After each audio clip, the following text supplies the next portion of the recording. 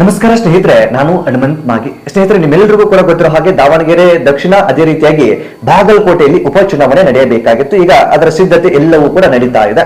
ಬಿಜೆಪಿಯಲ್ಲಿ ಒಂದು ಹಂತಕ್ಕೆ ಮುಂಚಿತವಾಗಿ ಕನ್ಫರ್ಮೇಶನ್ ಇತ್ತು, ಅಧಿಕೃತವಾಗಿ ಘೋಷಣೆ ಆಗಬೇಕಾಗಿತ್ತು.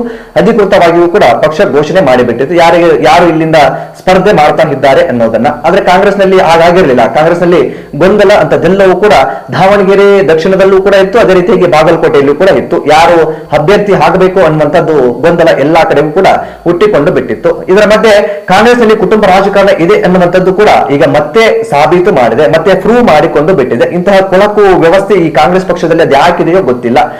ಜನರ ಉದ್ಧಾರ ಮಾಡೋದಕ್ಕಾಗಿ ಈ ರೀತಿಯಾಗಿ ಮಾಡ್ತಾ ಇದ್ದಾರೋ, ಅಥವಾ ತಮ್ಮ ಉದ್ಧಾರಕ್ಕಾಗಿ ಈ ರೀತಿಯಾಗಿ ಮಾಡ್ಕೊಳ್ತಾ ಇದ್ದಾರೋ, ಅಥವಾ ಈ ರೀತಿಯಾಗಿ ಒಂದು ವ್ಯವಸ್ಥೆಯನ್ನ ಕಟ್ಟಿಕೊಂಡು ಬಿಟ್ಟಿದ್ದಾರೋ ಗೊತ್ತಿಲ್ಲ. ಇತ್ತ ಶಾಮನೂರು ಶಿವಶಂಕರಪ್ಪನವರ ನಿಧನದ ಬಳಿಕ ಆ ಕಡೆಯಿಂದ ಯಾರು ಸ್ಪರ್ಧೆ ಮಾಡ್ತಾರೆ ಕಾಂಗ್ರೆಸ್ನಿಂದ ಅನ್ನುವಂಥ ಗೊಂದಲ ಇತ್ತು. ಸಾಕಷ್ಟು ಜನ ಕೇಳಿ ಬರ್ತಾ ಇರುವಂತ ವಿಚಾರ ಏನಾಗಿತ್ತು ಅಂತಂದ್ರೆ, ಮುಸಲ್ಮಾನರಿಗೆ ಇಲ್ಲಿ ಸೀಟ್ ಸಿಗಬೇಕು ಅನ್ನುವ ರೀತಿಯಲ್ಲಿ ಇತ್ತು. ಆದ್ರೆ ಹಾಗಾಗ್ಲಿಲ್ಲ. ಸಾಕಷ್ಟು ಜನ ಇಲ್ಲಿಂದ ಸ್ಪರ್ಧೆ ಮಾಡಬೇಕು ಅನ್ನುವ ರೀತಿಯಲ್ಲಿ ಆಕಾಂಕ್ಷಿಗಳಿದ್ರು. ಯಾರಿಗೂ ಕೂಡ ಸೀಟ್ ಸಿಗೋದಿಲ್ಲ. ಕೊನೆಯದಾಗಿ ಕಾಂಗ್ರೆಸ್ ಪಕ್ಷ ಶಿವಶಂಕರಪ್ಪನವರ ಮೊಮ್ಮಗ ಸಮರ್ಥ ಅವರಿಗೆ ಸೀಟ್ ಕನ್ಫರ್ಮೇಶನ್ ಮಾಡಿ ಬಿಡುತ್ತೆ. ಇದರ ಮೂಲಕ ಕುಟುಂಬ ರಾಜಕಾರಣ ಇಲ್ಲಿ ಜೀವಂತವಾಗಿದೆ ಅನ್ನೋದನ್ನ ಮತ್ತೆ ಪ್ರೂವ್ ಕೂಡ ಮಾಡಿಕೊಂಡು ಬಿಡುತ್ತೆ. ಇತ್ತ ಸಮರ್ಥ ಅವರ ತಂದೆ ಸಚಿವರಾಗಿದ್ದಾರೆ, ತಾಯಿ ಕೂಡ ಸಂಸದರಾಗಿದ್ದಾರೆ.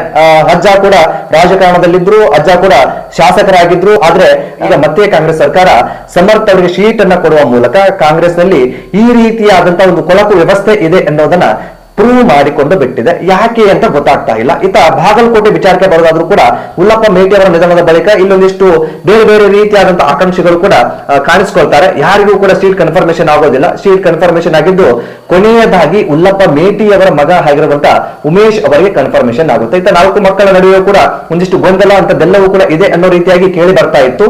ಆದ್ರೆ ಯಾರು ಕೂಡ ನಮ್ಗೆ ಬೇಕು ಅನ್ನೋ ರೀತಿಯಲ್ಲಿ ಕೂಡ ಕೇಳದೆ ಇದ್ರೂ ಕೂಡ ಹೊರಗಡೆ ಈ ರೀತಿ ಅಂತದ್ದೆಲ್ಲವೂ ಕೂಡ ಚರ್ಚೆ ಆಗ್ತಾ ಇತ್ತು. ಈ ಕುಟುಂಬದವರನ್ನ ಅಷ್ಟೇ ಅಲ್ಲ, ಬೇರೆ ಬೇರೆಯವರು ಕೂಡ ಬಾಗಲಕೋಟೆ ವಿಧಾನಸಭಾ ಕ್ಷೇತ್ರದಿಂದ ನಾನು ಕೂಡ ಸ್ಪರ್ಧೆ ಮಾಡ್ತೀನಿ ಅನ್ನುವ ನಿಟ್ಟಿನಲ್ಲಿ ಕಾಣಿಸ್ಕೊಳ್ತಾ ಇದ್ರು. ಆದ್ರೆ ಯಾರಿಗೂ ಕೂಡ ಕನ್ಫರ್ಮೇಶನ್ ಆಗೋದಿಲ್ಲ. ಕೊನೆಯದಾಗಿ ಉಮೇಶ್ ಅವರಿಗೆ, ಅಂದ್ರೆ ಉಲ್ಲಪ್ಪ ಮೇಟಿ ಅವರ ಮಗ ಉಮೇಶ್ ಅವರಿಗೆ ಕನ್ಫರ್ಮೇಶನ್ ಆಗುತ್ತೆ. ಇದೊಂದು ಎಂತಹ ಕೊಳಕು ವ್ಯವಸ್ಥೆ ಗೊತ್ತಾಗ್ತಾ ಇಲ್ಲ. ನಾವು ಪ್ರಜಾಪ್ರಭುತ್ವದಲ್ಲಿ ಇದ್ದೇವೋ ಅಥವಾ ಸರ್ವಾಧಿಕಾರದಲ್ಲಿ ಬದುಕ್ತಾ ಇದ್ದೇವೋ ಅದೊಂದು ದೊಡ್ಡ ಪ್ರಶ್ನೆ ಹಾಗೆ ಬಿಟ್ಟಿದೆ.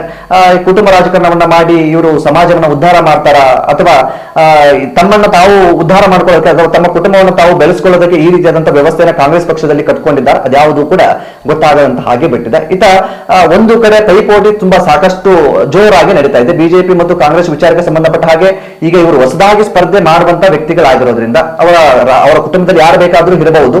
ಆದ್ರೆ ಕುಟುಂಬದ ಅಧಿಕೃತವಾದಂತಹ ವ್ಯಕ್ತಿ, ಈಗ ಫಾರ್ ಎಕ್ಸಾಂಪಲ್ ನಾವು ಗಮನಿಸೋದಾದ್ರೆ ಶಿವಶಂಕರಪ್ಪನವರು ತುಂಬಾ ಸ್ಟ್ರಾಂಗ್ ಆಗಿ ಏನು ಅಭ್ಯರ್ಥಿಯಾಗಿದ್ರು, ಹಾಗಾಗಿ ಗೆಲುವನ್ನ ಅವರು ಪಡೆದುಕೊಂಡಿದ್ರು. ಆದ್ರೆ ಈಗ ಸಮರ್ಥ ವಿಚಾರಕ್ಕೆ ಬರೋದಾದ್ರೆ ಸಮರ್ಥ ಒಂದಿಷ್ಟು ಪೈಪೋಟಿ ಮಾಡೋದು ತುಂಬಾ ಕಷ್ಟ ಆಗುತ್ತೆ. ಅದೇ ರೀತಿಯಾಗಿ ಬಾಗಲಕೋಟೆ ವಿಚಾರಕ್ಕೆ ಬರೋದಾದ್ರೂ ಕೂಡ ಉಲ್ಲಪ್ಪ ಮೇಟಿ ಅವರು ಈ ಹಿಂದೆಯೂ ಕೂಡ ಸಚಿವರಾಗಿದ್ರು, ಈ ಹಿಂದೆಯೂ ಕೂಡ ಶಾಸಕರಾಗಿದ್ರು.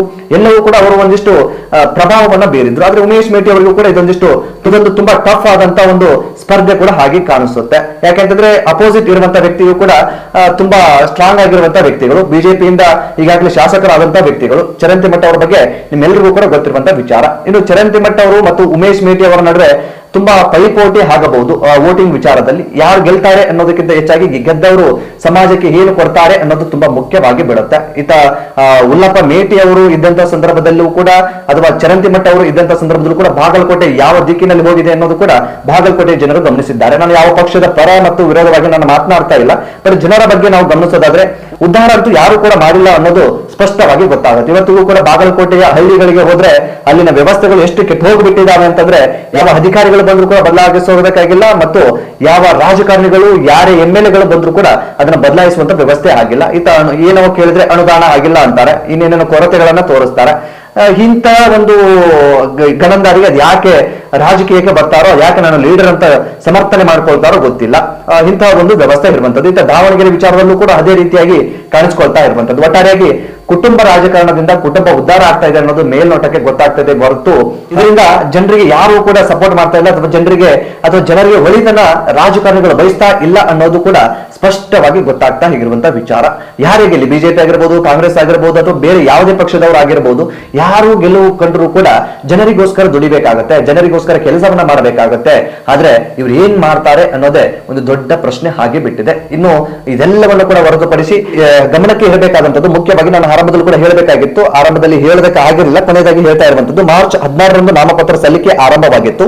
ಅದೇ ರೀತಿಯಾಗಿ ಮಾರ್ಚ್ 23ರಂದು ನಾಮಪತ್ರ ಸಲ್ಲಿಕೆಯ ಕಡೆಯ ದಿನ ಕೂಡ ಆಗಿತ್ತು. ಇನ್ನು ಮಾರ್ಚ್ 24 ನಾಮಪತ್ರ ಸಲ್ಲಿಕೆಯ ಪರಿಶೀಲನೆ ಕೂಡ ಆಗುತ್ತೆ. ಮಾರ್ಚ್ 26 ನಾಮಪತ್ರ ವಾಪಸ್ ಕೂಡ ಪಡೆಯುವಂತ ಅವಕಾಶ ಇರುತ್ತೆ. ಇನ್ನು ಏಪ್ರಿಲ್ 9ರಂದು ಮತದಾನ, ಮೇ 4ರಂದು ಫಲಿತಾಂಶ ಇರುವಂತದ್ದು. ಯಾರು ಗೆಲ್ತಾರೆ, ಯಾರು ಈ ಒಂದು 2 ಕ್ಷೇತ್ರಗಳಿಗೆ MLA ಯಾರಾಗ್ತಾರೆ, ಬಿಜೆಪಿ ಅವರು ಆಗ್ತಾರೆ, ಕಾಂಗ್ರೆಸ್ ಅವರು ಆಗ್ತಾರೆ ಅನ್ನೋದನ್ನ ಕಾದು ನೋಡಬೇಕಾಗಿದೆ. ಇಂತಹ ಒಂದು ಕೆಟ್ಟ ವ್ಯವಸ್ಥೆ ಉಟ್ಕೊಳ್ಳೋದಕ್ಕೆ ನಾವು ಕೂಡ ಕಾರಣರಾಗ್ತೀವಿ. ಅಂದ್ರೆ ಜನಗಳು ವೋಟ್ಗಳನ್ನ ಹಾಕುವಂತವರು. ಇವತ್ತು ನನ್ನ ಆರಂಭದಲ್ಲೂ ಕೂಡ ನಾನು ಮಾತನಾಡಿದೆ, ಆ ಸಂದರ್ಭದಲ್ಲಿ ವ್ಯವಸ್ಥೆಗಳು ತುಂಬಾ ಕೆಟ್ಟು ಹೋಗ್ಬಿಟ್ಟಿದ್ದಾವೆ. ಹಳ್ಳಿಗಳಲ್ಲಿ ಏನು ಬದಲಾವಣೆಗಳಾಗಿಲ್ಲ. ಕುಡಿಯುವ ನೀರಿನ ವ್ಯವಸ್ಥೆ ಹಿಡಿದು ಬೇರೆ ಬೇರೆ ರಸ್ತೆ, ಬೇರೆ ಬೇರೆ ವಿಚಾರಕ್ಕೆ ಸಂಬಂಧಪಟ್ಟ ಹಾಗೆ ಏನೂ ಕೂಡ ಬದಲಾವಣೆ ಆಗಿಲ್ಲ ಅನ್ನೋದಕ್ಕೆ ಮುಖ್ಯವಾಗಿ ಕಾರಣನೂ ಕೂಡ ಜನಗಳು ಹಾಕ್ತಾರೆ, ವೋಟ್ ಮಾಡುವಂತವರು ಕೂಡ ಹಾಕ್ತಾರೆ. ಯಾಕಂತಂದ್ರೆ ಎಲೆಕ್ಷನ್ ಬಂದಂತ ಸಂದರ್ಭದಲ್ಲಿ ದುಡ್ಡನ್ನ ಇಸ್ಕೊಳ್ಳೋದು ಅಥವಾ ಇನ್ನೇನನ್ನ ಇಸ್ಕೊಳ್ಳೋದು, ಅವರಿಗೆ ವೋಟ್ ಅನ್ನ ಮಾಡುವಂತದ್ದು, ಇದರಿಂದ ಅವರುಗಳು ನಿಮ್ಮನ್ನ ಉದ್ಧಾರ ಮಾಡೋದಕ್ಕೆ ಹೇಗೆ ಸಾಧ್ಯ ಆಗುತ್ತೆ ಅನ್ನೋದು ಕೂಡ ನಿಮಗೆ ನೀವೇ ಪ್ರಶ್ನೆ ಮಾಡ್ಕೊಳ್ಬೇಕಾಗುತ್ತೆ. ಸೊ ಈ ಕುರಿತಾಗಿ ಸ್ನೇಹಿತರೆ ನಿಮ್ಮ ಅನಿಸಿಕೆ ಏನು ಎಂಬುದನ್ನು ಕಾಮೆಂಟ್ ಬಾಕ್ಸ್ ಅಲ್ಲಿ ಮೆನ್ಷನ್ ಮಾಡಿ, ಸಾಧ್ಯವಾದ್ರೆ ವಿಡಿಯೋನ ನಿಮ್ಮ ಫ್ರೆಂಡ್ಸ್ಗೂ ಕೂಡ ಶೇರ್ ಮಾಡಿ. ಮತ್ತೆ ಮುಂದಿನ ವಿಡಿಯೋದಲ್ಲಿ ಸಿಗೋಣ. ನಮಸ್ಕಾರ.